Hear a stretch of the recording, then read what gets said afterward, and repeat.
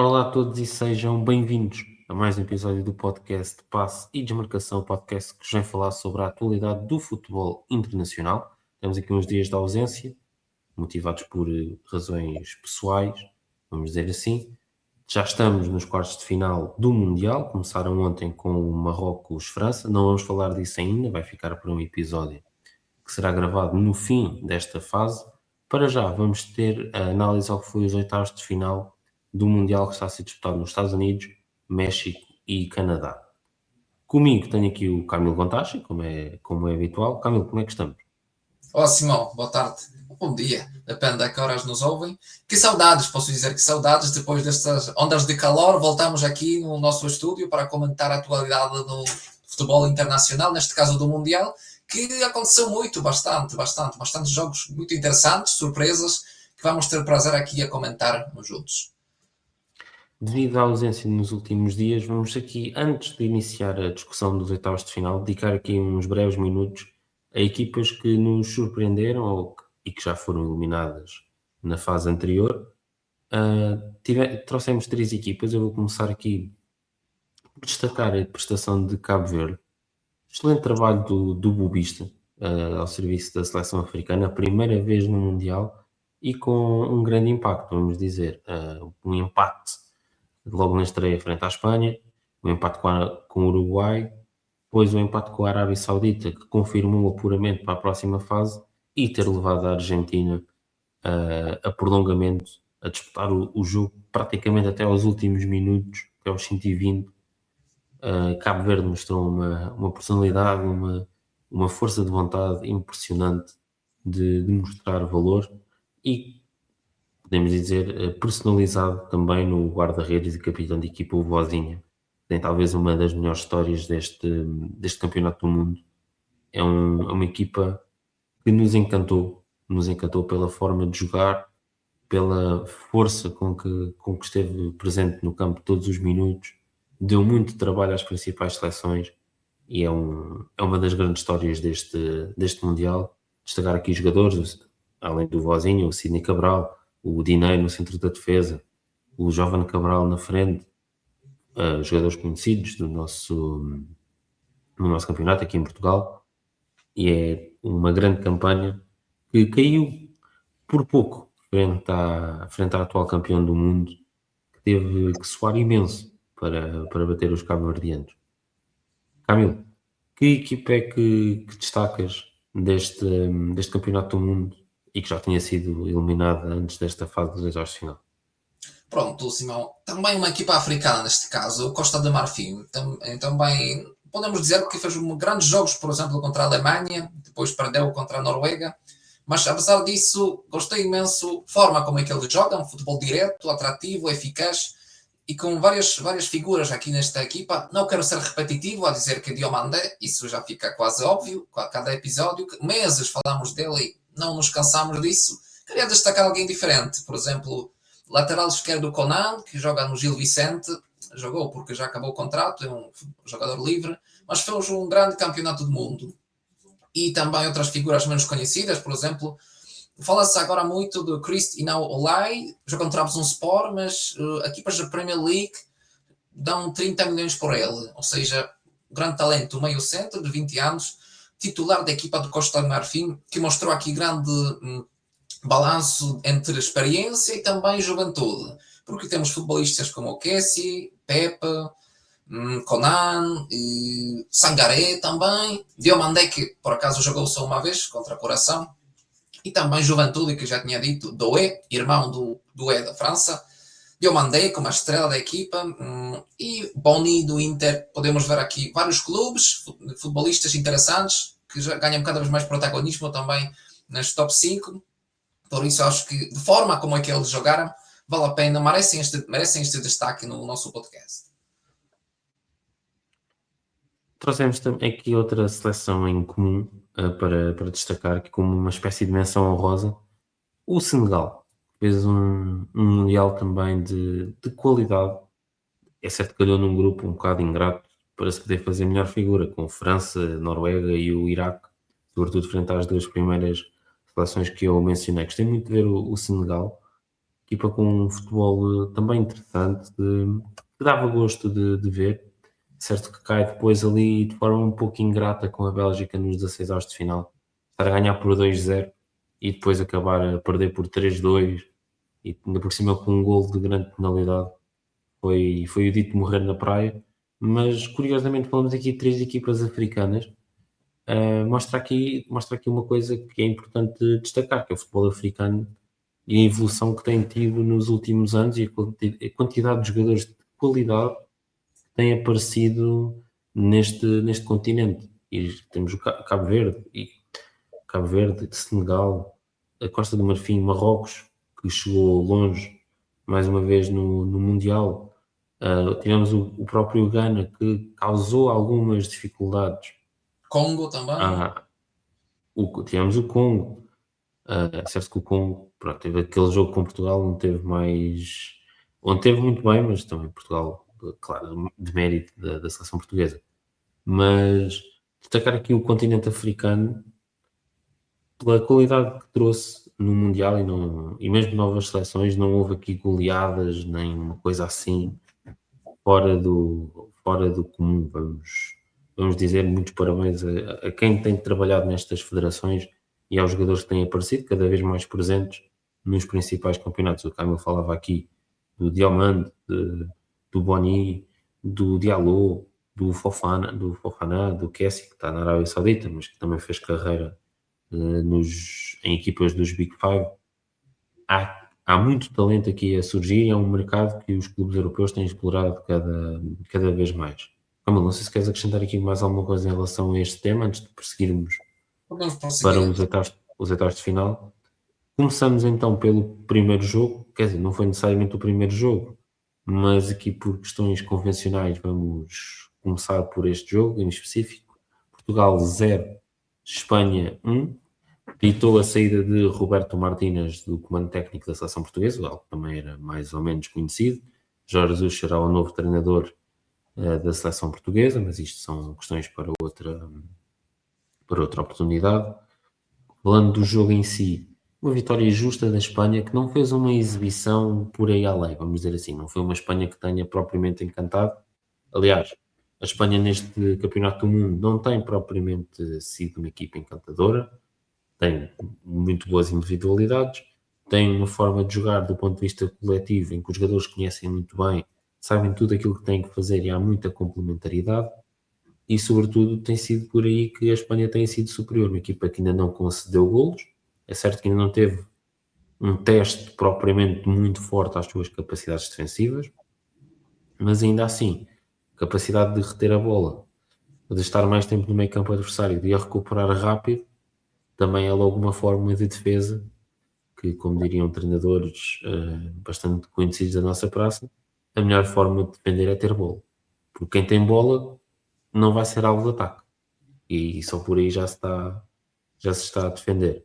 Destacar um Lamine Yamal em constante subida neste Campeonato do Mundo. Teve um jogo bastante difícil até à lesão de Nuno Mendes. Mais uma vez, grande duelo entre dois dos grandes jogadores jovens da atualidade. E foi uma Espanha que depois acabou por marcar um gol na parte final da partida, sendo que assumiu o controle do jogo em maior parte do tempo. Do lado de Portugal, mais uma vez aquilo que nos habitou era um desastre à espera de acontecer. A vitória com a Croácia na ronda anterior foi ali aos repelões, um jogo completamente caótico. Neste jogo com a Espanha, Portugal teve dificuldades em ter a bola. Roberto Martínez muito mais focado em defender o resultado, levar a prolongamento, ver até onde é que a coisa poderia ir. As substituições não são boas. Não percebo porque é que todos os jogos tira o Vitinha, que é o jogador que pensa mais o jogo na seleção. Bruno Fernandes teve um Mundial para esquecer, mais um jogo muito, muito aquém das expectativas. E depois continuo sem perceber como é que Cancelo foi titular os jogos todos. Mesmo tendo em conta que um jogo frente à Espanha, onde poderia ter aqui mais dificuldades perante... É certo que o Baena não lhe causou assim grandes problemas de maior. O perigo estava no outro corredor. Mas ainda assim, acho que o Cancelo não teve um bom Mundial. Não compreendo a ausência do Mateus Nunes praticamente total deste Campeonato do Mundo, e destacar novamente o melhor jogador de Portugal neste Mundial, que foi o Diogo Costa.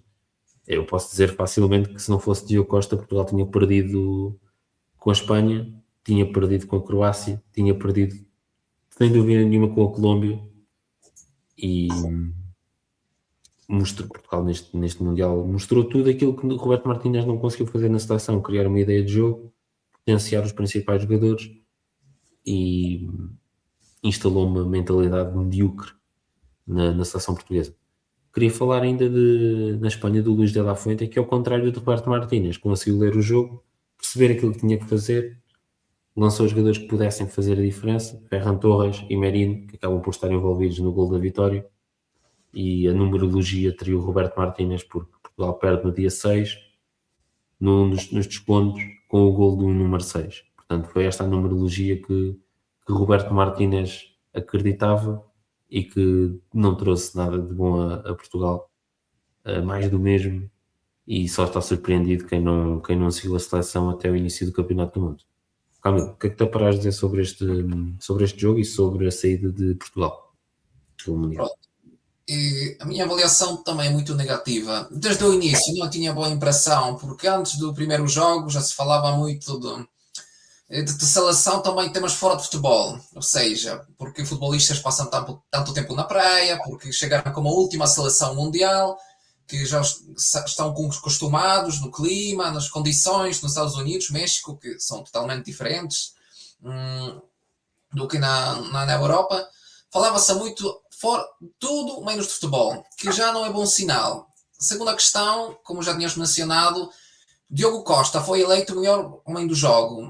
Não é bom sinal para toda a seleção, porque significa que tem imensas dificuldades defensivas e mostra também que não há ideias no jogo ofensivo, que com tantas opções que a seleção tem, futebolistas tão ricos, estão com tanto talento, acho que é inadmissível neste caso. Também diria que não consigo me lembrar de bom jogo de Portugal, porque o Uzbequistão não é uma equipa muito competitiva também, deixou muito espaço e na mesma conseguiu marcar o golo que só foi anulado por causa de fora do jogo. E diria um pequeno destaque eu queria dar a Renato Veiga, que podia dizer que fez bastante bons jogos, mantém um nível, não se esperava muito dele também, porque joga no Villarreal, não é City, não é Barcelona, mas fez bastante bom Mundial, além do Diogo Costa. Os outros, Nuno Mendes, claro, também, mas continuam a aparecer questões que eu pessoalmente não consigo perceber, e talvez tu tenhas alguma explicação disso, porque Nelson Semedo aparece em todos os jogos, porque o futebolista de 32 anos do Fenerbahçe, sempre joga, sempre entra, como se não tivéssemos outras opções, por exemplo, como o Diogo Dalot. Eu acho que a única solução que eu encontro para o Nelson Semedo jogar sempre é ser um jogador que o treinador goste e confie. E também vamos ser sinceros, Nelson Semedo, em defesa de Nelson Semedo, não seria a minha escolha para entrar nos jogos, sem dúvida nenhuma, mas quando entrou também não comprometeu. Também, a bem da verdade, também temos que ser justos com o jogador. Claro. E depois há uma coisa que me choca, e estás a falar, estamos aqui a falar da questão dos laterais, e aqui a seleção já agora vai ocupar aqui um bocadinho mais de tempo, como é natural. Tu no jogo com a Espanha, Nuno Mendes lesionou-se, e tu tens Dalot na direita, Nelson Semedo na esquerda, e o Mateus Nunes, que foi o melhor lateral direito da Premier League na época passada, não joga, não é opção.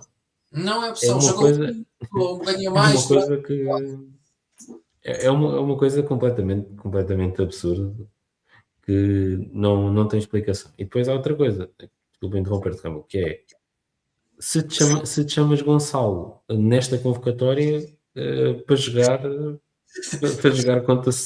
contam-se poucos os minutos, porque o Gonçalo Inácio não jogou, o Gonçalo Guedes não jogou, e o Gonçalo Ramos jogou, quando jogou marcou, e mesmo assim não foi a opção contra a Espanha. Excelente comparação. E depois temos aqui outra questão, que é a questão Ronaldo. Vamos falar novamente da questão do Ronaldo. Pronto. A seleção perde Normalmente quando Portugal perde, fala-se de Ronaldo. Quando Portugal ganha, fala-se de Ronaldo. Quando Portugal empata, fala-se de Ronaldo. O mundo chove, fala-se do Ronaldo. Faz sol, fala-se do Ronaldo. Portanto, tudo é motivo para falar de Cristiano Ronaldo. E vamos falar aqui de Cristiano Ronaldo também, que é... mas já não dá para ser titular. E eu digo isto sendo um grande fã de Cristiano Ronaldo. Não dá para ser titular. Não há condições para que possa jogar os 90 minutos. Não consegue. Tem 41 anos. É que nós estamos aqui a falar do Ronaldo não poder jogar como se o Ronaldo estivesse no Prime, uma coisa assim do género. O Ronaldo tem 41 anos. É normal que não possa fazer os 90 minutos, que não consiga estar 90 minutos no seu máximo. Mas se tivermos 20, 30 minutos de Cristiano Ronaldo, seria bom para ele e bom para Portugal. Claro. Há Gonçalo Ramos, e mesmo com o treinador. Eu não sei se o Roberto Martínez gosta ou não do Gonçalo Ramos. Não sei, se calhar pode nem gostar assim propriamente imenso do jogador. Mas não preferindo Gonçalo Ramos, pode preferir outro tipo de jogador. O Gonçalo Guedes foi convocado para ser uma espécie de terceiro ponta de lança de um perfil semelhante ao Diogo Jota. Pelo menos foi aquilo que disse o treinador. Porquê que não foi utilizado? E até no estágio de preparação fez boas exibições, sobretudo frente ao Chile, entrou muito bem e depois deixou de ter opção. E depois outra coisa, é Ronaldo que quer jogar sempre ou é Roberto Martínez que tem medo de tirar Cristiano Ronaldo? Eu acho que os dois. Porque vamos ver uma coisa, Cristiano Ronaldo quer sempre jogar, é normal. É normal, eu se fosse jogador de futebol, queria sempre jogar. Claro. Os Ou quase 26 sempre jogar. Uhum. Eu duvido que o Mister chegasse ao pé de um jogador e diga assim, olha, quer jogar? E o jogador dizer, não, olha, hoje não me apetece jogar. Um jogador profissional. Há algum jogador que diga isto? Epá, não quero. Não. Hoje não quero, joga outro que hoje nem me apetece jogar. Epá, temos que ser realistas, né? Todos os jogadores querem jogar. Agora, tem que haver um treinador que diga ao Cristiano, olha, hoje não jogas, ou hoje começas no banco, e ter capacidade para lidar com isso. Claro. Ronaldo tem um grande ego, é verdade, mas tem que haver essa coragem de dizer, olha, hoje começas no banco, jogas, 60, 65 minutos vais entrar. Aí tem que haver aqui esta compreensão também para o bem da seleção, mas também digo aqui uma coisa, Camilo, que é Portugal, independentemente do Ronaldo estar ali ou não, a seleção tinha a obrigação de jogar muito melhor do que aquilo que jogou. Concordo. Porque eu já estou farto de ouvir esta questão. E estamos continuando aqui a falar deste jogo, e já nem é tanto do jogo, é mais aqui à volta da seleção. Eu farto-me de ouvir, nós temos um dos melhores meio-campos do mundo. Temos. João Neves, Vitinha, Bruno Fernandes. Mas temos 3 jogadores que não falam a mesma linguagem futebolística. Isso é verdade também. E temos o Bernardo no banco, Roberto Martínez passou de ter o Bernardo na ala para ter o Bernardo no jogador mais recuado do meio campo. Para ser a alternativa ao Vitinho. Isto é uma coisa completamente inaudita. E depois dizem, o meio campo do PSG, o João Neves e o Vitinha não jogam como jogam no PSG. Pois claro que não. Para já, estão na seleção e não estão no PSG. Depois uma coisa é já com o Bruno Fernandes, outra coisa é já com o Fábio Ruiz ou com o Zé Emery. São dois autênticos armários. E tem Luís Henrique, treinador, e não Roberto Martínez também. Exatamente. E depois uma coisa é tu ligares-te no ataque com o Kvaratskhelia, Doué e Dembélé, outra é ligares-te com o Pedro Neto, o Cristiano Ronaldo de 41 anos e um Rafael Leão. E eu aqui vou pegar, não sei se viste, nas declarações aqui do nosso colega e amigo Gonçalo de Transfermarkt, que a pergunta diz, e acho que faz sentido, que é, será mesmo esta a geração de ouro de Portugal? Não parece. Não parece. E aproveitando aqui aquilo que ele disse, Gonçalo, se estiveres a ouvir isto, obrigado por por teres dito aquilo que eu também acho e que é polémico, infelizmente. Eu acho que nós não temos a geração de ouro. Para mim, a geração de ouro é quem ganha. E foi a geração de 2016. Essa é logo a primeira. Uhum. E depois, será que, em termos de seleção, eu nem falo no meio campo, eu acho que o nosso meio campo é muito, muito forte, é talvez o melhor meio campo da história, pelo menos em termos de qualidade individual. Mas o nosso ataque, Camilo, tu olhas para a seleção portuguesa, tens João Félix, Pedro Neto, e atenção, João Félix fez um ótimo Mundial. Por Uhum. acaso foi uma das minhas surpresas, o grande Mundial do João Félix, tendo em conta aquilo que eu esperava, e acho que pode ter aqui relançado qualquer coisa na carreira do avançado português. O Rafael Leão, o Pedro Neto, Francisco Conceição, o Trincão, que não contou, praticamente, vá-se lá saber porquê. Não. Gonçalo Guedes O também. Gonçalo, o Gonçalo Guedes, por exemplo, de anteriores gerações, o Nani jogava aqui facilmente. Claro. O Quaresma Olha, também. o Quaresma, pelo menos como aquela opção que ele vinha a vir do banco e de animar o jogo, o espalha-brasas, como diria Roberto Martínez, Yes, em yes. comparação com o Francisco Conceição, é outro jogador. Eu percebo que esta geração tem muita qualidade e tudo isso. Mas cria-se aqui à volta da seleção portuguesa. E epá, temos uma grande equipa. Somos os melhores do mundo. Será que somos? E depois Compara no com ponto de vista defensivo. Carlos, tu olhas para os defesas centrais, tiveste o Mundial em que o melhor central foi o Renato Veiga. isso, O, isso. o Gonçalo Inácio não contou para nada. O Tomás Araújo, a partir do momento em que o Ruben Dias voltou, também deixou de contar. O Ruben Dias teve uma segunda parte de temporada difícil, que pouco jogou no Uhum. Manchester City, também pelas lesões que teve, e depois, quando esteve apto, o Gay e o Kuzanov estavam no nível, não dava para os tirar, a verdade é essa. E o Renato Veiga, mesmo assim, conseguiu ser o melhor central da equipe. E eu estava a ver, eu disse isto, e acho que, por exemplo, nos nossos centrais, e nós jogámos com o Uzbequistão na fase de grupos, e eu digo e mantenho a ideia, o Kuzanov, se fosse português, era titular na nossa seleção. Sem dúvida, claro. Uhum. E depois tu olhas para a defesa, para jogadores de classe mundial mesmo, de elite na nossa seleção. E, por exemplo, estava a comparar com a Espanha. Eu diria que 3 ou 4 jogadores nossos entravam no 11 espanhol. Uhum. Os Que espanhóis não era, têm esse medo, porque têm futebolistas do Atlético Barcelona, Real Madrid, por exato, aí. Não tem esse medo, nem nada parecido, sabes? tem agora, tem do Real Madrid agora, porque o Corão vai Agora, para o Real Madrid. Atenção, atenção. não, sim, sim. Mas estou a fazer, para aí 2 ou 3 jogadores é que eram titulares da seleção espanhola, de Portugal, que era o Nuno Mendes, o Vitinha e. Quem é que eu tinha mais? Creio que era o Ruben Dias. Penso que era o Ruben Dias que eu tinha nessa ideia.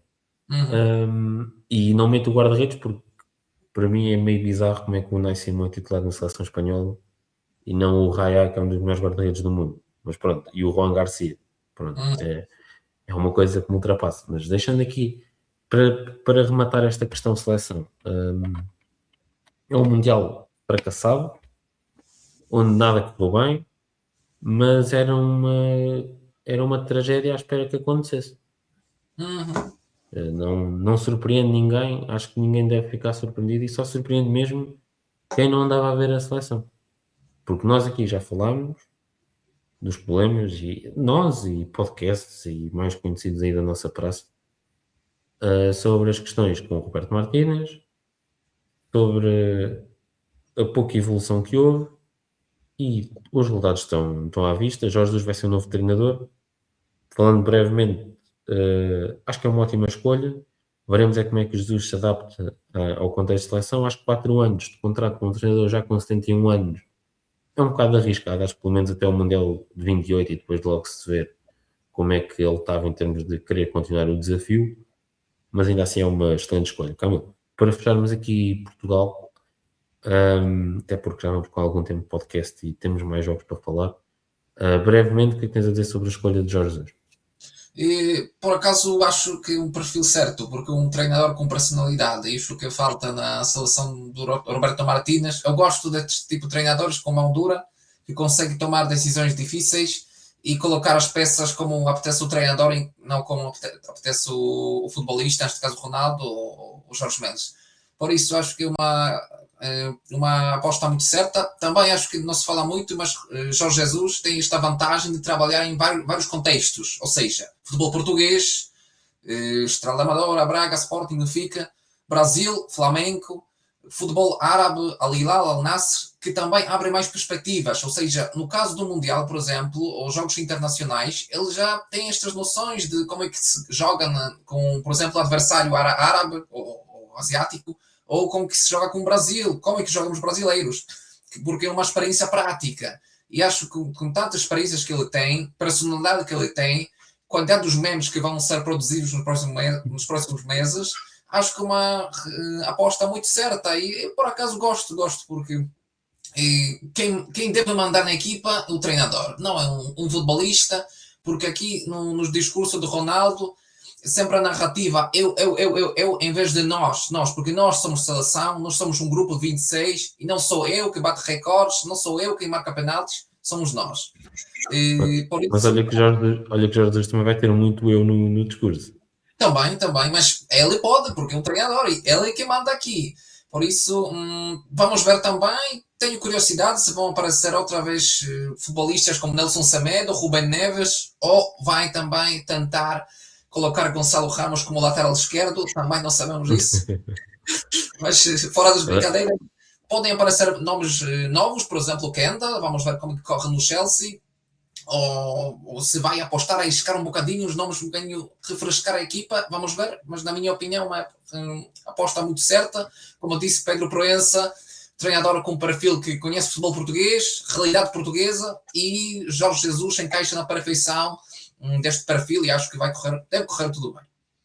Lembro que, antes de passarmos ao próximo tema, que Jorge Jesus é o treinador escolhido por Pedro Proença. Roberto Martínez vem da anterior direção da Federação Portuguesa de Futebol, foi liderada por Fernando Gomes. Passando agora ao próximo jogo, e saímos aqui um bocadinho de política da seleção portuguesa para entrar no caso mais polémico deste Mundial, e provavelmente é difícil escolher porque já houve muitos e ainda só estamos só passar nos oitavos de final. A Bélgica venceu por 4-1 nos Estados Unidos, num jogo que ficou marcado pelo pré-jogo, porque Balogun tinha sido suspenso, Trump ligou a Infantino para tirar a suspensão, Infantino, como bom amante de Trump, retirou a suspensão e Balogun jogou, ainda que Balogun tenha passado um bocado ao lado do jogo, deixando este introito político à parte. A vitória justíssima da Bélgica. Dizer que o trabalho de Rudi Garcia me tem surpreendido, mesmo tendo Doku, o Lukaku entrar a partir do banco, uma Bélgica que venceu tranquilamente a seleção americana, que estava a surpreender, estava a praticar um futebol agradável ao longo da prova, e cai aqui um bocadinho com estrondo numa prova que esteve a organizar. Foi um Mundial americano que acendeu de certa forma o interesse da população americana na sua seleção de futebol, ainda que também os resultados tenham contribuído muito para isso. Pochettino faz um bom trabalho e a Bélgica vai agora enfrentar a Espanha nos quartos de final. Camilo, o que é que tu destacas deste jogo e que análise fazes da prestação americana? Americana, eu queria primeiro da Bélgica. Vamos fazer assim, depois vamos falar da América. Queria falar aqui brevemente da Bélgica, que ganhou mais confiança e mais ritmo desde este jogo com o Senegal, quando parecia já estão quase fora do Mundial, marcaram 3 golos e, na minha opinião, conseguiram dar uma reviravolta ao todo o torneio, toda esta seleção, porque até aquele momento não vi nada especial na Bélgica. O contrário, queixava muito do estilo de jogo, que com futebolistas bastante bons, por exemplo, como o De Ketelaere ou o Doku, não conseguiram fazer grande espetáculo, mas depois deste jogo, um grande jogo com o Senegal, também que foi um ponto de partida para a equipa belga, conseguiram fazer mais um grande jogo contra os Estados Unidos, que na minha opinião não me surpreendeu nada positivo, porque na verdade tinham os adversários bastante fáceis, e mesmo assim perderam contra a Turquia em casa. Por isso diria a Bélgica é uma equipa que mereceu jogar nos oitavos de final e vencer esta eliminatória. Passamos agora ao próximo jogo. Canadá 0, Marrocos 3. Mais um ótimo jogo de Marrocos, mais da segunda parte até. Acho que a segunda parte foi melhor por parte do conjunto africano. Destacar, mais uma vez, uma exibição do Boadi no meio campo tem sido uma das principais peças. Saibari teve de fora, mas Raimi entrou e quase não notas a ausência do Saibari. No sentido em que é um avançado que é capaz de dar muita coisa à equipa e que tem bastante qualidade. Uma vitória sem espinhas do conjunto africano. O Canadá, de Jesse Marsh, esteve a fazer um bom Mundial. Uma equipa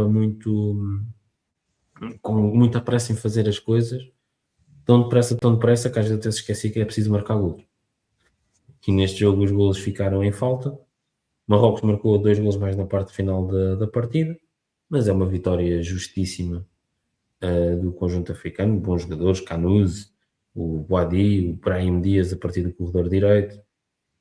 Depois na defesa sempre com um fundamental Bono a liderar a linha defensiva. Hakimi também sempre muito presente na manobra ofensiva. E mais uma vez Marrocos continua a ser um dos destaques do Mundial e a mostrar que aquilo que Marrocos mostrou há 3 anos e meio no Mundial do Qatar não foi por mero acaso, e novamente a qualidade continua aqui a aparecer naquela que é provavelmente a melhor geração de futebol deste país. Camilo, em relação a Marrocos, não há aqui surpresas, não é? Não há. É uma equipa também muito europeia, digamos isso, porque muitos 20 futebolistas desta seleção nascerão no velho continente.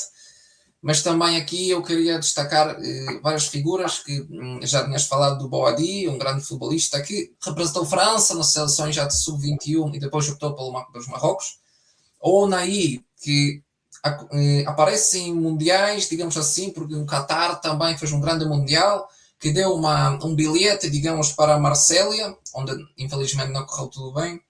Foi para a Grécia, depois para a Espanha, e um futebolista pouco estável, ou seja, consegue fazer um jogo com nota 10, que corre tudo perfeito, e depois desaparece no próximo. E esta falta de estabilidade, acho que o principal problema do Ouani, que joga como 10 com a seleção. Deixa-me só dizer uma frase. O Ouani, que eu esqueci-me de referir, obrigado por teres lembrado. Se o Ouani jogasse Mundial todas as semanas, era o melhor jogador do mundo. Certo, sem dúvida. Contra Canadá, por exemplo, marcou 2 golos, quase tantos como que marcou durante a semana, da época toda em Girona. Ou seja, o futebolista fundamental. Brahim Dias também, uma figura aqui muito importante na seleção do Marrocos. E também diria boa organização da linha defensiva, com Diop, Mazraoui e Bono, que muitas vezes salvou a equipa africana em sofrer golos. Por isso, diria que é uma equipa muito, muito bem construída, com ideias claras do novo selecionador, mas claramente sem Saibari, a equipa perde bastante no ataque, porque é um futebolista fundamental também. Não é? Foi por acaso que foi contratado pelo Bayern e fez uma grande época no PSV. Para mim, também é um bom futebolista, também um destes que nasceu no seu próprio país, uma estrela do futebol árabe, mas nota-se claras diferenças entre ele e o Saibari. Por isso, o Marrocos, na minha opinião, não é acaso, bem trabalhado, bem organizado, futebolistas com um perfil muito, muito interessante, bom scouting também, portanto, muito merecido passar esta eliminatória contra a Canadá, também sem grandes ideias. E só para concluir, eu concordo com o Diego Maradona, que em 2018, que em paz descanse, que em 2018 disse uma frase: Canadá não tem tradição de futebol, têm tradições de futebol de inverno, dos esportes de inverno, dos esportes de outra dimensão, digamos assim, de outro tipo de esportes. No futebol, claro que tem talento, mas não tão talento como, por exemplo, Marrocos ou equipas europeias. E também Canadá sem Alfonso Davies perde imenso. Davies que tem sido massacrado por lesões, e vamos ver o que é que fará na próxima época. Agora com a Nathaniel Brown como concorrente direto no Bayern Munique. Muito difícil. Passamos agora ao próximo jogo, e é um jogo daqueles que fazem lembrar algumas partidas da antiguidade. A França venceu por 1-0 com um gol de grande penalidade o Paraguai num jogo muito difícil de desbloquear para a equipa comandada por Didier Deschamps. Uma vez que a França, como tem feito habitualmente, a assumir os seus jogos, e um Paraguai que já depois de ter visto esta estratégia resultar com a Alemanha, em que eliminou os germânicos nas grandes penalidades nos 16 avos de final, Gustavo Alfaro e companhia trouxeram a mesma estratégia perante a França. Só que com Mbappé, Dembélé, Olise, Barcola, Doué, etc., as dificuldades para penetrar no bloco sul-americano foram imensas, mas uma grande penalidade ali já na parte final do jogo deu a vitória ao conjunto gaulês. O que é que podemos falar aqui deste jogo? Alfaro usou as armas que tinha, uma equipa claramente inferior à França, mas acho que quase todas as equipas são inferiores à França neste Mundial, portanto não é nada que não estejamos à espera. Optou por uma estratégia de bloco médio-baixo, mais baixo até, diria, tentar apostar nas saídas se conseguisse, não as conseguiu muito fazer, e a França foi paciente e acabou por chegar ao golo, e a partir daí conseguiu gerir a partida até a final, até porque o Paraguai não ameaçou muito a baliza defendida por Mike Maignan. É uma vitória justa, que peca pelos golos marcados, mas também é destes jogos que se fazem campeões do mundo, que é conseguir ultrapassar todo o tipo de dificuldades, e a França aqui portou-se bem, regra geral. Mbappé continua a marcar para mim o caso de ser eventualmente o melhor jogador de sempre em mundiais, porque é impressionante a influência que o avançado do Real Madrid tem na seleção francesa, e ao terceiro mundial já tem 20 golos marcados em fases finais, e isto é uma coisa completamente impressionante. Está bem que temos o Messi, já vamos falar dele mais adiante, mas aquilo que faz Mbappé também merece todos os elogios, apesar de Olise estar também a dividir com Mbappé o protagonismo nesta seleção. Camilo, em relação a este jogo, o que é que tens a dizer? A França segue em frente. Sim, muito E o respeito. Paraguai caiu. Isso, o Paraguai, queria dizer isso, exatamente, Simão, já conseguiste para dizer isso. O Paraguai é uma equipa que eu tenho muito respeito pelos paraguaios, porque é uma seleção sem grandes estrelas, na verdade, e tocou-me um bocadinho o poderoso discurso do Alfaro, da selecionador do Paraguai, que usou uma comparação com a seleção francesa, que os franceses, lutam pela bola de ouro, e nós temos rapazes que não conhecemos os próprios pais. Ou seja, têm dificuldades totalmente diferentes, são patamares totalmente diferentes. Só comparando assim, guarda-redes Paraguai, Oscar Gil, se não me engano, Orlando Gil, e ele não recebeu o salário desde 3 semanas. 3 semanas não recebeu o salário no seu clube, São Lourenço. E foi eleito um dos melhores guarda-redes do Mundial, pelo menos dos oitavos. Que mostra grande respeito para esta seleção, que já hoje se encontrou em Madrid para conversar com outros clubes interessados, que mostra a importância do Mundial, que o futebolista quase não conhecido, só graças a um bom Mundial, 3-4 jogos, ganha muito mais impacto mediático também, e imagino que não é único, porque a seleção paraguaia mostrou carácter, mostrou talento e tentou evitar este castigo francês. Foi difícil com tantas armas que a equipa do Deschamps tem, por isso 0-1, resultado justo, porque a equipa francesa aqui, falamos tantas vezes, mas eu sou grande adepto do Olise, que o progresso que ele fez nos últimos meses é fantástico. Imagina aqui a questão, o contexto do Crystal Palace, que ele tinha um bocadinho problemas com lesões, mas mesmo assim, em 19 jogos, marcou 10 golos antes de sair para o Bayern, na Premier League, que imagina, são números fantásticos mesmo. E no Bayern tem estatísticas também muito impressionantes. E na seleção francesa, que ele próprio nem fala francês, porque nasceu na Inglaterra, sua mãe é francesa, adaptou-se perfeitamente, e conexão Mbappé, Olise, funciona perfeitamente bem, encaixa tudo bem na perfeição. Por isso diria que é uma seleção fortíssima, com tantas opções, porque quando não corre bem o plano A, deixam que tem o plano B. Se o plano B tem o plano C e tal, há quase o plano H, porque tem Thuram, tem Mateta, tantas opções que deixam que tem, por isso, na minha Quando tu opinião, tens, quando tens o Cherki e o Doué no banco, acho que, é acho que fala por si. pronto, exatamente. Mostra só a riqueza do plantel do Deschamps. Passamos agora ao próximo jogo e talvez uma queda relativamente grande, mas que não surpreende ninguém. A Noruega venceu por 2-1 o Brasil, num jogo onde o conjunto de Solbakken foi claramente superior à Canarinha. Vitória justíssima. E quem mais para destacar para começar? Erling Haaland. 2 golos. Não O segundo conheço, gol por é uma acaso. coisa. O segundo gol é uma coisa fascinante. É que o Haaland, é que nós.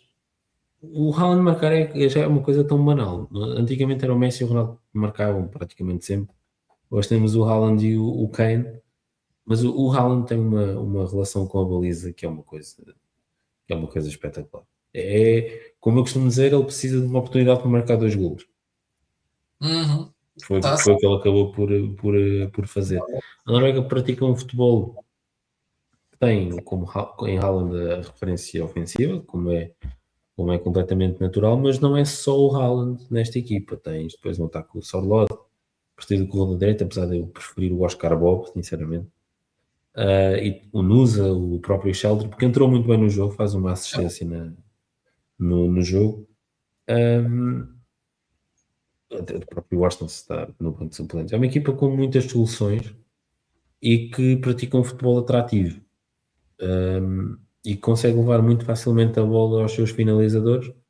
E o Haaland também beneficia muito disso. Não é uma equipa em que o Haaland marca muitos golos, não é só isso. Há outros jogadores à volta que proporcionam este ambiente que permite ao Haaland fazer a diferença, sendo a principal estrela da equipa. Do lado do Brasil, Ancelotti foi melhorando o Brasil depois daquele empate com o Marrocos a abrir o Campeonato do Mundo, as vitórias frente à Escócia, as vitórias frente ao Haiti. Mesmo a vitória frente ao Japão, também muito fruto de uma segunda parte muito bem conseguida, isto depois de terem estado em desvantagem. Agora, frente à Noruega, uma seleção, creio que de nível semelhante a este Brasil, o conjunto canarinho continua a apresentar as mesmas dificuldades, que é ter a bola, conseguir criar em ataque posicional. Depois também é certo que as lesões de alguns jogadores, como o Paquetá, também condicionou aqui um bocadinho Paquetá, do Rafinha, condicionou aqui um bocadinho a estratégia. Acho que o Ancelotti também, neste jogo, foi muito precipitado a lançar Neymar demasiado cedo no jogo. Acho que também não justificava isso.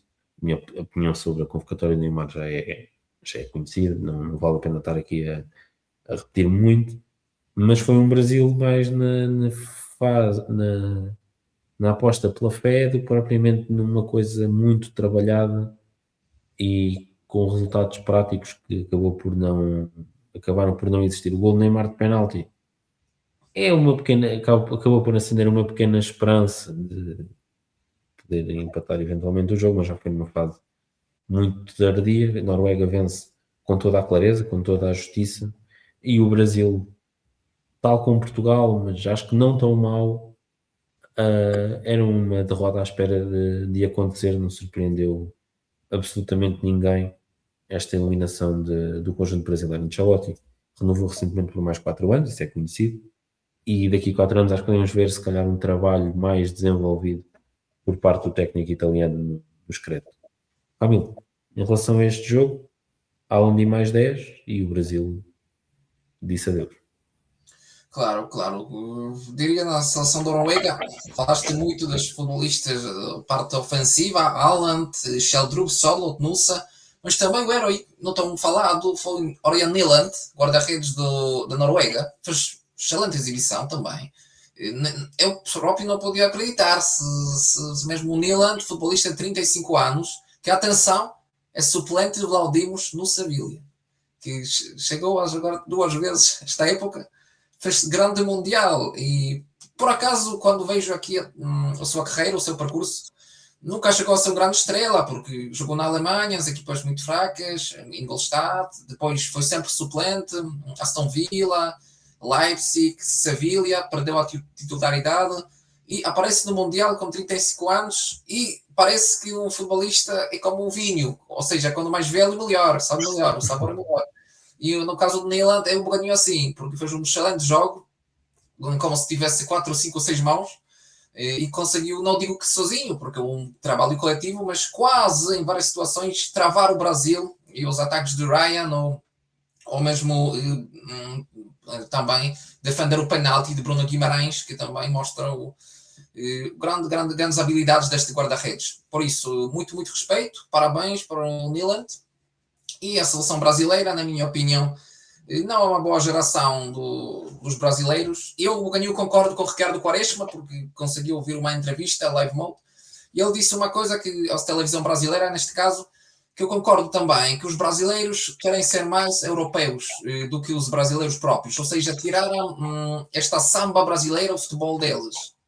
E acho que o Brasil, que ganhou nos últimos anos também, durante várias décadas, conseguiu ter este sucesso mundial por ser brasileiro, por ser eles próprios, não se adaptar à realidade europeia, porque a realidade europeia é uma coisa e o futebol brasileiro é outra.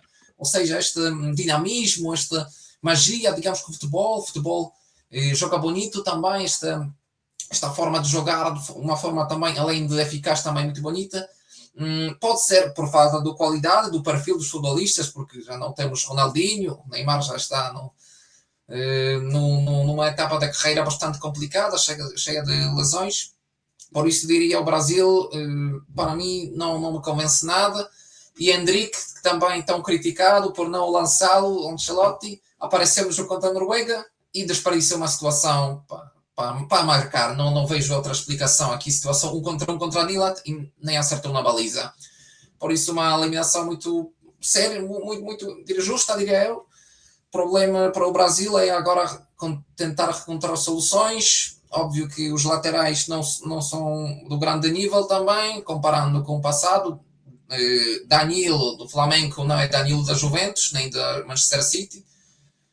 O Danilo até mais o central do que propriamente um lateral nesta fase. Exatamente, também. São duplas centrais, diria, muito, muito sólida. Marquinhos e Gabriel Magalhães. Mas acho que vejo aqui muitos pontos fracos, por exemplo, e vamos ver também como é que vai correr isso. E podemos, acho que, seguir com o próximo jogo. A propósito do Gabriel, só que eu esqueci de dizer isto, mais um dia em que o Haaland meteu o Gabriel no bolso. Também. Nada a que ele não esteja habituado. Nada a que ele não esteja habituado. Passando ao próximo jogo, e fazendo aqui uma pequena segue para a Inglaterra com o México. A Inglaterra venceu por 3-2 o México no Azteca, num dos jogos mais entusiasmantes dos oitavos de final deste Mundial. Belo jogo de Inglaterra e frente a um adversário tem mostrado muita qualidade. Acho que podemos concordar nisto em relação ao México. A Inglaterra subiu, não digo que subiu, mas pelo menos teve um nível elevado neste jogo. E os destaques são basicamente os mesmos de sempre, não é? Kane, é incrível o que faz o Kane. Nós falámos aqui há pouco do Haaland e podemos falar do Kane, e o Kane faz coisas completamente diferentes do Haaland, em termos de movimentos, da forma como se envolve com a equipa. O Haaland mais no passe, mais na ligação do jogo, o Haaland mais de presença física, de arrancar, de finalizar, e o Kane oferece outras coisas diferentes. Estamos aqui a falar de elite dos pontas de lança a nível mundial. Grande jogo do Harry Kane. Destacar também, gostei de ver o Nico O'Reilly fazer coisas que ele costuma fazer no Manchester City, isto é, aquela forma que ele tem de vir para dentro e o lateral e o ala ficar com a linha, neste caso o Anthony Gordon, e depois poder combinar ou aparecer para finalizar. O Elliot Anderson foi recentemente anunciado como reforço de Manchester City, a fazer mais um ótimo jogo. Cada vez que eu vejo acho que vou responder à tua pergunta. Cada vez que vejo um jogo do Elliot Anderson Uhum. Fico mais convencido da contratação dele e do porquê do hype à volta dele. É um médio que faz um bocadinho de tudo. Contribui no ataque, contribui na defesa, tem presença física e justifica o salto que deu. Penso que se calhar seria esta a tua pergunta em relação ao que é que eu Exatamente. acho do Elliot Anderson para o Manchester City. Uhum. Parece-me uma ótima contratação, valores é outra questão, mas não fugindo aqui do jogo. Gostei muito do Elliot Anderson. Nos corredores laterais, temos visto o Saka entrou para o lugar do Madueke e acho que se nota aqui a diferença. Porque é que um é titular no Arsenal e outro não? Saka é um jogador que oferece mais criatividade, é mais imprevisível, não vive tanto só da velocidade, é capaz de fazer outras coisas também para benefício da equipa. Depois também tivemos um bom Jude Bellingham e na liderança da defesa o Mark Guehi, à semelhança daquilo que faz o Manchester City a liderar o processo defensivo. Do lado do México, um torneio em crescendo, destacar o Gilberto Mora, assim que agarrou o lugar, nunca mais o tiraram de lá. Grande jogo do jovem médio mexicano. Também gostei muito de ver o Lira, Quinones e Jiménez continua. Falaste há pouco no vinho do Porto, né? Cada vez fica melhor. Com o passar dos anos, eu acho que o Jiménez também está um bocado por aí. Ótimo Mundial do antigo avançado do Benfica. E acho que o México sai de pé, basicamente. Acho que não fez tudo o que estava ao seu alcance neste Mundial e cai perante uma seleção que é simplesmente superior. Camilo, em relação a este jogo, o que é que tens a dizer? Sobretudo acaba a era do Javier Aguirre, que durante este torneio, durante este jogo, lembro-me uma frase, não digo muito polémica, mas muito simples, mas mostra que a engraçada pessoa ele é, gritou a Gordon, Gordon, e o Gordon vira para a direita. O quê? Gordon, fuck you, sabes? Era mas todo claro, um tom muito simpático, mostra tipo de personalidade que ele é, pessoa que ele é também, personalidade que ele tem, uma pessoa muito simpática também, mas que quer praticar bom futebol. Acaba a era do Javier Aguirre, depois do torneio Rafael Marques, antigo central de Barcelona, Mónaco, e o novo selecionador da seleção El Tigre. Por isso acho que uma mudança da geração também, da seleção mexicana, que fez um bom torneio, não se pode queixar de nada. Mas outra vez vou aqui voltar às palavras de Maradona, que ele disse na altura, quando o México joga contra os grandes, desaparece. Não tem nada força, não tem nada oportunidades. Claro, no jogo contra a Inglaterra, marcou 2 golos, diria, era uma equipa bastante competitiva, mas não se pode comparar contra essas equipas grandes, do grande nível, porque o México tem este problema, tem esta dificuldade, os futbolistas saem cada vez menos do seu país, porque no México ganham bem, não precisam de se deslocar para outro continente, adaptar-se à nova realidade, por isso o futebolista mexicano vive muito na sua zona de conforto, e já esta opinião já está confirmada também com várias pessoas com quem falei, que o futebolista mexicano já não arrisca tanto, para que arriscar jogar na Europa, mas óbvio que o futebol mexicano... Espero que o Gilberto Mora não arrisque. Espero que sim, porque tem 17 um anos, grande jogador. grande jogador também, disseram também que ontem terminou a sua etapa escolar também, e por isso está tudo um bom caminho para abraçar um novo desafio. A equipa da Inglaterra, estou a gostar muito também, e deste balanço também entre juventude e talento também, sem grandes nomes, sem tão grandes nomes como se podia esperar, mas com grande talento. Mencionaste muito bem o Riley, e uma figura bastante importante, a função que ele tem nesta seleção, junto com Anderson, o seu novo colega do City, Jude Bellingham também, 2 golos, e Harry Kane, que aqui não surpreende, como Haaland, marca sempre, mesmo, dá igual à hora de gravar este podcast, hora, dia, época do ano, eles sempre marcam, tipo, é uma aposta sempre certa de quem marca e quem falha neste podcast. Por isso, diria sempre Diomande, Haaland e Kane, eles sempre marcam, sempre fazem diferença aqui. Passamos agora ao próximo jogo, um jogo em que não há assim grande coisa para dizer, provavelmente o jogo mais aborrecido destes oitavos de final. A Suíça e a Colômbia empataram a 0. A vitória depois da Suíça por 4-3 nas grandes penalidades. Não há aqui grande coisa a dizer, foi um jogo taticamente com algumas coisas interessantes. Do ponto de vista de qualidade do jogo, nem por isso. muito trabalho da seleção da Colômbia, Luís Soares no ataque, o Luís Dias teve um bocado, não apareceu tanto como costuma aparecer. Destacar a exibição do Puerta no meio campo, tem sido um dos principais destaques da seleção do Néstor Lourenço, creio que é o nome do treinador. Corrijo-me se estiver errado, Néstor Lourenço, não é? Lourenço, sim. Exatamente. A Suíça sem Manzabi, teve lesionado. A primeira coisa que eu pensei foi: então, mas o Yakin vai deixar o Manzabi no banco outra vez? Depois é que eu vi que ele estava lesionado. Depois é que eu vi que o Manzabi estava lesionado. Depois, ok, está bem, assim já é aceitável. Não, futebolista Depois nas grandes penalidades foi a sorte do jogo, não é? E o que é que podemos dizer? Não digo que cai para a melhor equipa, porque acho que não houve uma equipa que tenha sido superior à outra, e o jogo mostrou isso. A Suíça segue em frente, creio que é a melhor participação da Suíça na história em mundiais. Não tenho certeza. Certo. Portanto, apesar do Yakin ser um treinador que, pronto, para mim não tem havido opções algo discutíveis, nomeadamente deixar o Manzabi no banco em alguns jogos, só que ele depois lá se arrependeu e percebeu o mal que estava a fazer e meteu-o a titular. Ele não vai jogar frente à Argentina, continua lesionado, e vai fazer muita falta ao conjunto helvético. Do lado da Colômbia, há uma participação positiva.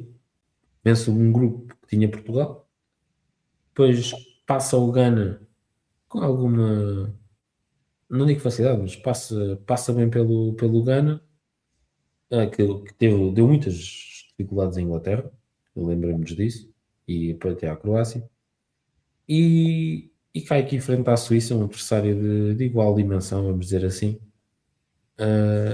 Uma geração que termina aqui para alguns jogadores, o Rames Rodrigues terminou, o Davinson Sanchez creio que também pode ter sido o fim, e deixa aqui alguns jogadores para a próxima geração. Acho que o Luís Dias ainda faz mais um Mundial, ainda há o Luís Soares, e depois outros jogadores que poderão aparecer. A Colômbia tem esta beleza do seu futebol de nos revelar jogadores com qualidade e com muita raça e com muita querer de se afirmar. Câmara, não sei se queres acrescentar aqui alguma coisa. O que é que queres falar aqui deste? Da Suíça também, é uma seleção que também eu sigo bastante também, e que é uma seleção, claro, que sem grandes estrelas, mas outra vez vamos aqui o impacto que tem a Bundesliga nesta seleção, porque a maioria dos futebolistas que passaram aqui, estão a jogar na Bundesliga, e mostra aqui que nem sempre é preciso ter uma equipa com grandes estrelas. Neste caso a estrela desta seleção é Manzabi, já anunciado pelo Newcastle por 50 milhões de euros, grande reforço na minha opinião. Mas também temos algumas figuras menos conhecidas, mas também que fazem o seu papel. Ou seja, Rieder, por exemplo, do Augsburgo, Yachari, do Milan, Embolo, já bem conhecido, que atua na França também, Vargas, Sol, Widmer, que joga no Sevilla, e a Mainz. Não são grandes equipas, vamos ser sinceros, mas que é uma boa equipa. E Murat Yakin também, depois da entrevista, depois do jogo, disse que tivemos sorte também, mas o mérito é nosso, porque nós ganhamos as grandes penalidades e a equipa é muito compacta, muito concentrada, e estamos no bom caminho. Obviamente muito feliz pelo resultado. Na Colômbia não percebi bem porque John Cordoba não entrou, ele foi titular contra Portugal e fez uma grande época na Rússia, no Krasnodar, marcou, se não me engano, quase 20 golos e nem sequer entrou para as grandes penalidades, marcou 17 golos. Não percebi bem a ideia, mas pronto, Suíça foi melhor, agora vai defrontar a Argentina, com o grande Gregor Kobel, temos de destacar aqui também, o grande guarda-redes do Borussia Dortmund, que defendeu grandes penalidades também, e durante este torneio mostra que um guarda-redes um bocadinho pouco falado, digamos, porque não é tão regular, mas quando aparece, quando tem o seu dia, consegue parar tudo, travar qualquer adversário. Vamos agora para o último jogo, já vamos aqui com uma hora de programa, muito por culpa da seleção. Obrigado, Roberto Martínez, enfim, temos que falar tão mal da seleção. A Argentina deu a volta mais uma vez, venceu por 3-2 o Egito, cujo africano teve a ganhar por 2-0, mas a seleção alviceleste conseguiu dar a volta. Golos do Messi, creio que o Romero marca também. Penso que foi o Romero que marcou o primeiro gol. e depois o Enzo Fernandes já nos descontos a dar a volta ao jogo. O que é que podemos dizer aqui desta partida? Uma vitória justa da Argentina. Gostei muito do Egito. Gostei muito do Egito. Causou muitas dificuldades à Argentina. O Hassan faz um ótimo jogo. O Hassan, vimos o Salah aparecer, a minha gata também, como podem ver. Estava Quem a quiser ver ver isto do Hassan, se não me engano, porque começaste a falar dele e apareceu, por isso. Exatamente. Concordo com Como diria o Tony, neste caso a culpa foi mesmo do Hassan. Como diria o Tony. Mas deixando aqui estes pequenos fediveres e estas brincadeiras, que eu também preciso levar o futebol com algum humor, o Egito fez a vida muito complicada à Argentina, e isto é importante dizer, porque depois a Argentina, depois do 2-0 e da pausa de hidratação até, vai para cima do Egito e consegue, entretanto, dar a volta ao jogo.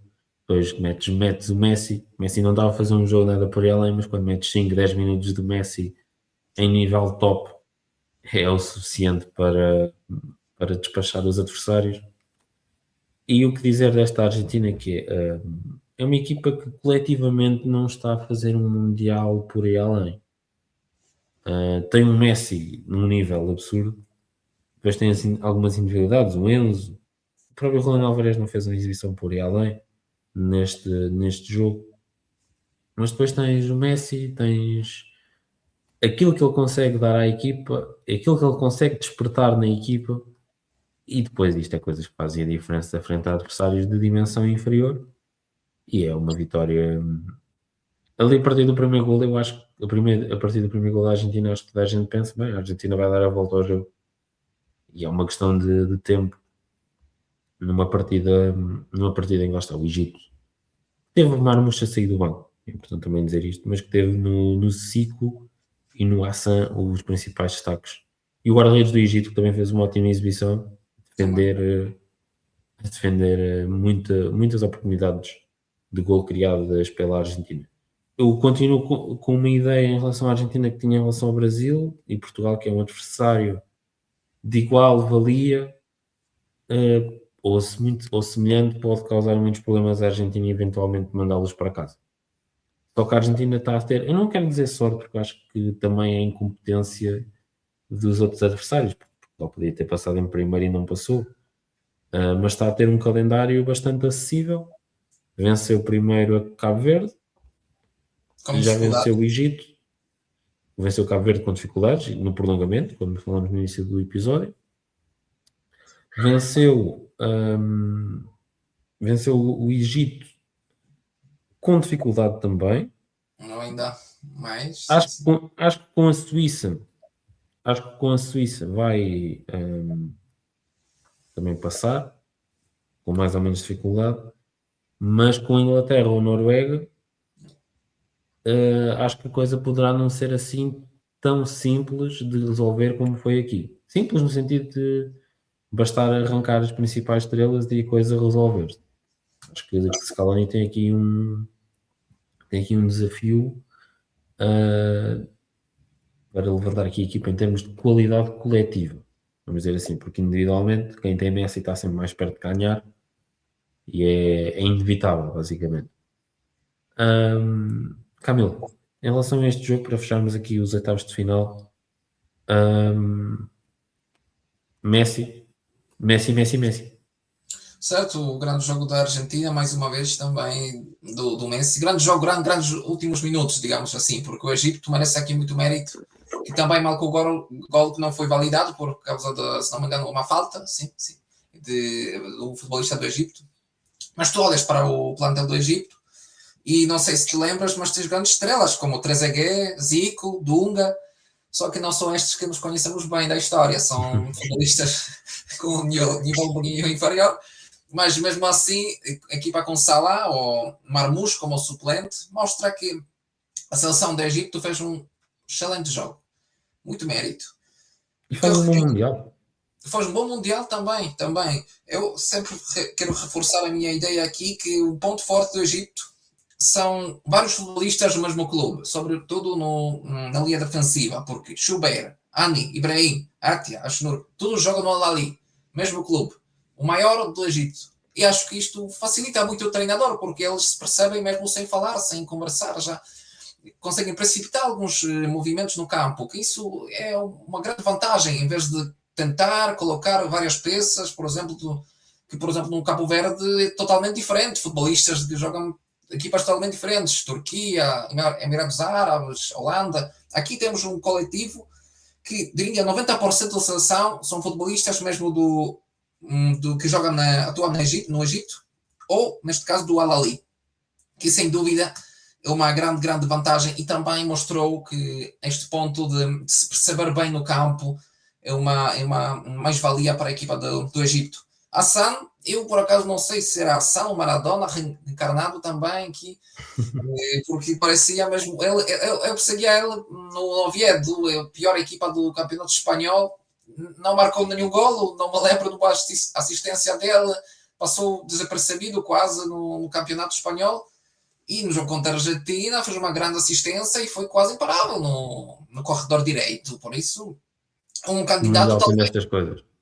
Sim, o Mundial traz estas coisas. Sim. Tipo mais uma janela de oportunidades para vários futebolistas que, apesar de uma época complicada no seu clube, podem aqui reaparecer, digamos, no contexto mundial. A Argentina também, e lembro-me perfeitamente de um momento-chave, recuperação da bola de Leonardo Paredes, quando o Egito podia marcar o terceiro. Eu acho que foi o ponto-chave desta eliminatória também, além dos golos também.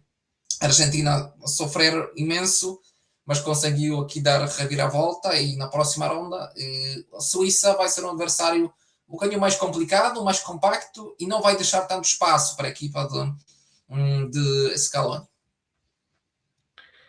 E está feita a análise dos oitavos de final.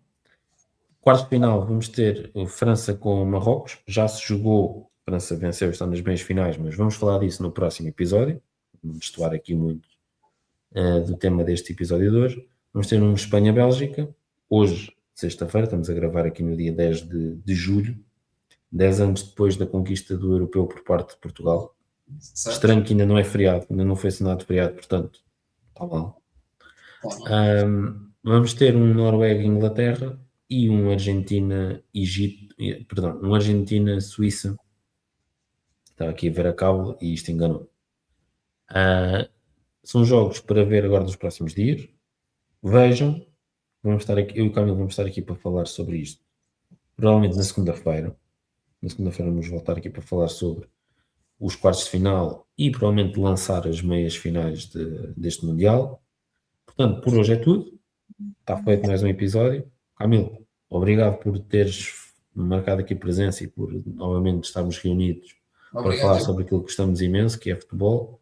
E conto eu voltar na segunda-feira. Até lá.